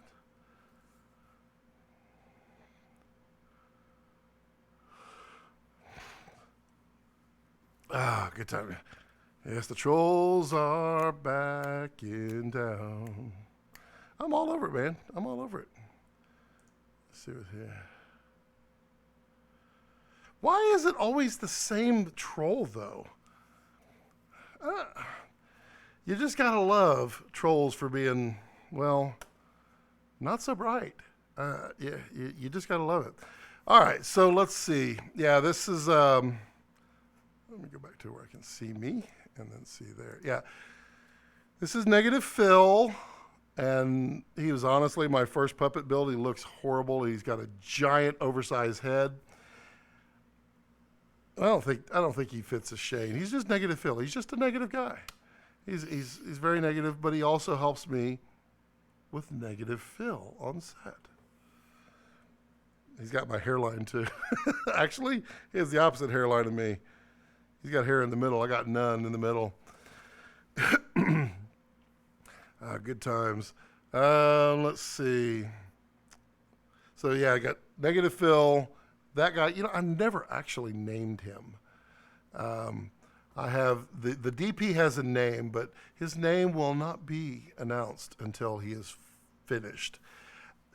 So I gotta find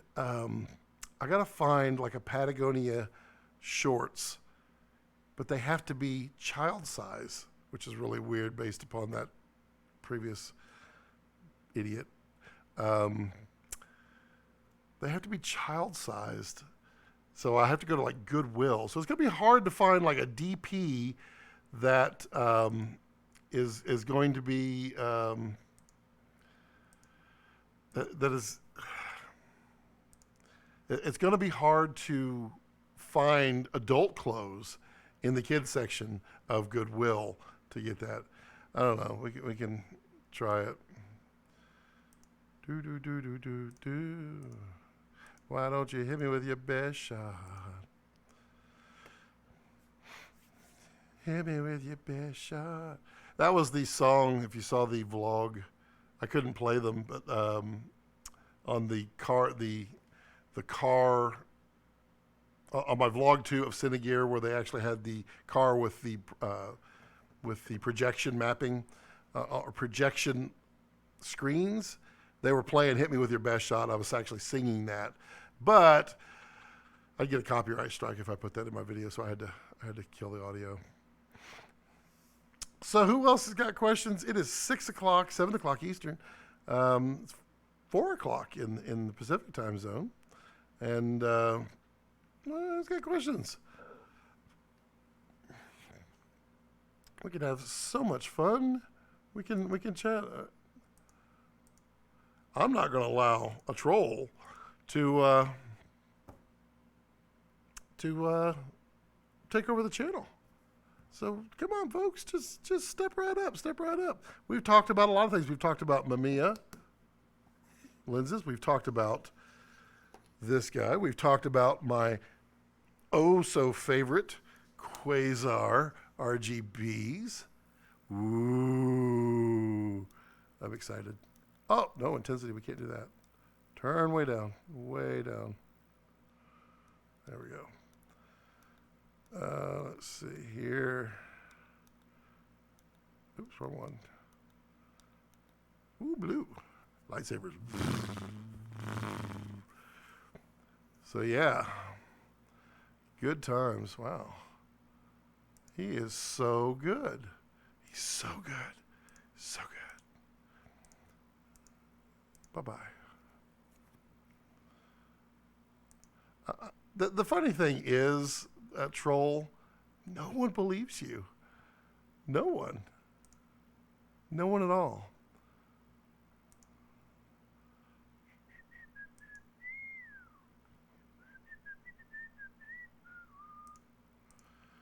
Hit me with your best shot. Fire away. Ha ha ha ha ha. Done.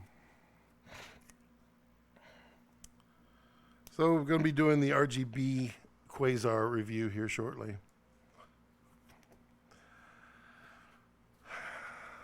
Did you try any of the Windows DAWs? Not yet. So I've been, obviously been really busy with Cinegear, but I have been watching a lot of videos on the, what's the one?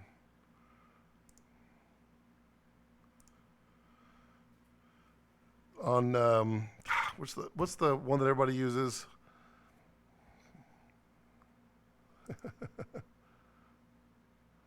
Bye-bye.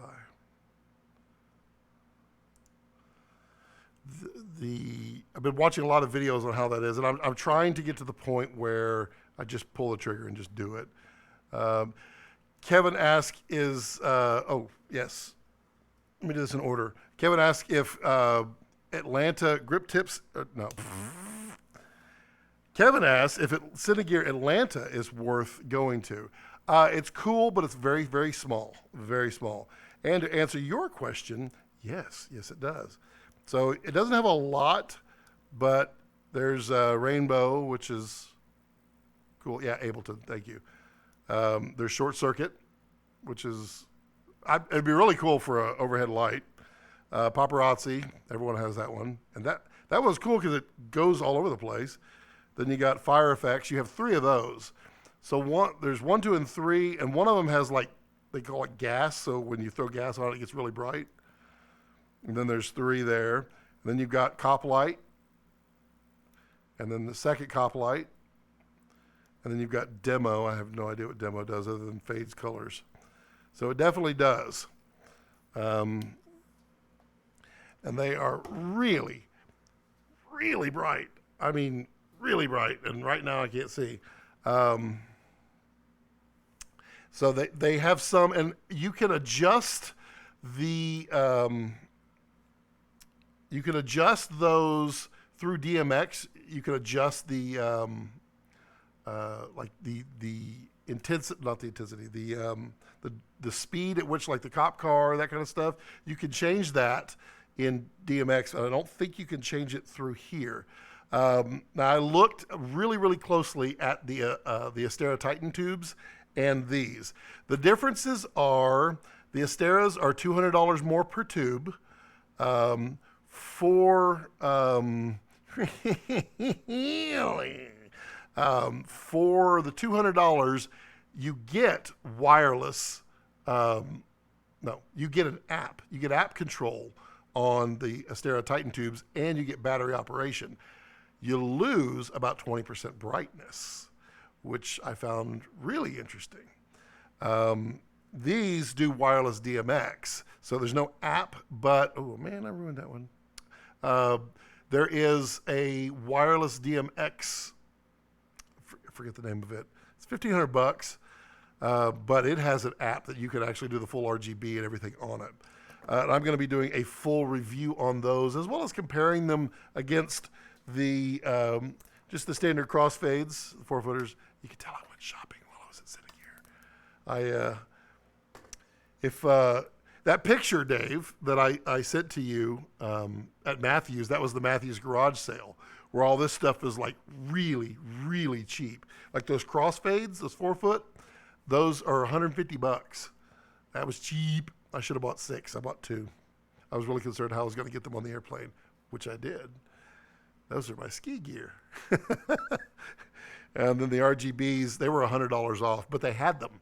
I mean, those things are really hard to find, but really, really bright, really powerful. And, what I was explaining earlier, my concept, I'm going to get 2 of the Kino double barn doors, and I'm going to put one of these and an RGB in each. So I'll have 2 doubles, which the 2 of these equals about 4 of the Kino tubes. But what that'll give me is 2 fully tungsten to daylight adjustable lights per side. Plus, I could just turn these off and do the RGBs, and then I have full RGB that I can do as well. So I'll basically have a very, very useful light rig there. Yeah, you got to get out there. It's fun. I like Cinegear. It's a blast. Mostly it's for the people, because, I mean, the Cinegear is really short. It's really, really intimate, too.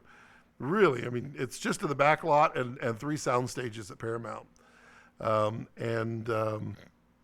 It's easier to talk. The way I described it to people is that when you go to NAB, there's 70,000 people in front of you in line to ask a question about a camera that they will never buy, that they don't know what they're asking, but they're going to do it anyway.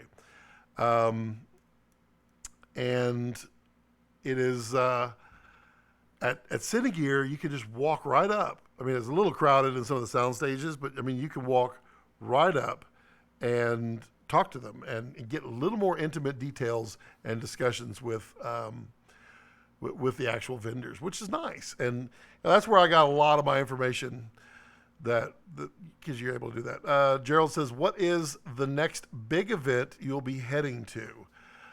I don't know, because there's another one in the fall. I've never been. There's one in New York that I hear is pretty cool. I may go to that one. I've not been to New York in a while, so it would be kind of a blast to do. I mean, the next thing for sure that I'm going to be going to is Masters in Motion, which is in Austin in December. Which, if you've not heard about that one, I know I've talked about it before, but it is basically, it's 120 people maximum, and they bring in top DPs, editors, production designers, directors, producers from the industry, and they sit down and talk about various things. They break down like edits. Like we had the editor from The Revenant there, and he went into detail in The Revenant so we can see things. We had a music video production company that does a lot of them. She represents what's his name, the Gambino, whatever, I forget the name of it, the whatever Gambino. the one that does his videos, and she basically talks through how you can still make money on music videos and such. I mean, it's a really good event that leaves you so like pumped up to go shoot some stuff that it's great. That is one that that I'll be going to, and I can't spill on those. I don't think I can spill on that. There's going to be some cool new info on Masters in Motion for those who don't want to go in December. That'll be cool. And then the next one, I'll still go to NAB. I love NAB, mostly for the people, and the vibe. But that kind of thing. I don't know what else is going on out there. What else is going on? So yeah, Wesley Ableton. I'm really getting close. I'm gonna buy that little Native Instruments A25 controller, so I can take it in my van with me when I go. And then my laptop, Childish Gambino, yeah, him. My laptop, I'll load it all up with Ableton and take it on the van trips with me. So when I'm just sitting there in a parking lot and I don't have anything to edit, I'll just be jamming out with some music and creating some road tunes as I go. Let's see here. It is 6:21. Been going for 2 hours. Sweet. 2 hours with very little interruption. I mean, we had the trolls come back, which now that I know that same exact style came back, now I'm starting to hone in on who it is. Interesting. I would not have thought this person that low, but we'll see. So I guess if anybody has any other questions, I'll happy to answer them. Otherwise, I think I'll be closing this one out. I think we had a really good live stream. A lot of fun. I had a blast with all of you fine folks. Be sure to spread the word, spread the love about my channel. Let's get me to over 2,100. I'm working on my subscribers.